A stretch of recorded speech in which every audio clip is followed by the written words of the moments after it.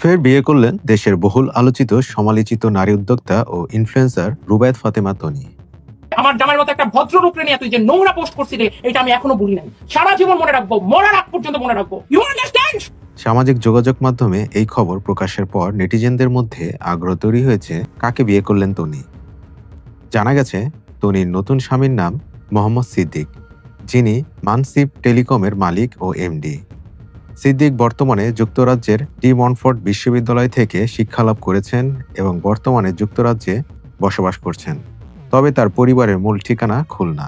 নতুন বিবাহের আনন্দে তনি তার স্বামীর জন্মদিনে সামাজিক যোগাযোগ মাধ্যমে একগুচ্ছ ছবি প্রকাশ করেছেন। প্রতিক্রিয়ায় সিদ্দিকও নিজের ফেসবুকে তাদের ছবি শেয়ার করে স্ত্রীর প্রতি কৃতজ্ঞতা প্রকাশ করেছেন। তিনি লেখেন, আরও একটি বছর পেরিয়ে গেল, কিন্তু মনটা এখনো তরুণ।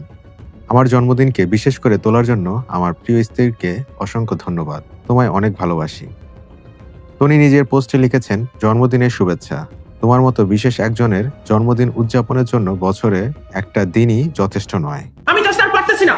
তুই থাক না ভাই, তোর মতো তোর তোর তোর তোর আর আমার প্রফেশন কি এক? তুই লাইভ প্রেজেন্টার, তুই যত জায়গায় লাইভ কর, আমি আমার জায়গায় দাঁড়ায় কাজ করতেছি। তুই কেন আমার লাইফে আমার লাইফে করছিস? উল্লেখ্য, গত বছরের 7 অক্টোবরে ব্যাংককে চিকিৎসাধীন অবস্থায় শেষ নিঃশ্বাস ত্যাগ করেন তনির দ্বিতীয় স্বামী শাহাদাত হোসাইন। প্রথম স্বামীর সঙ্গে সম্পর্কটি শেষ হওয়ার পর তনি প্রেম ও বিবাহের জার্নিতে ছিলেন নানা সমালোচনার মুখে। বিশেষ করে বয়সের ব্যবধান ও সামাজিক প্রত্যাশা নিয়ে তনি ব্যাপক ট্রোলের শিকার হন। টাকার জন্যই বিয়ে করছে বুড়া বেটারে। তুমি তো প্রেমের প্রস্তাব দিছো, এটা বলো।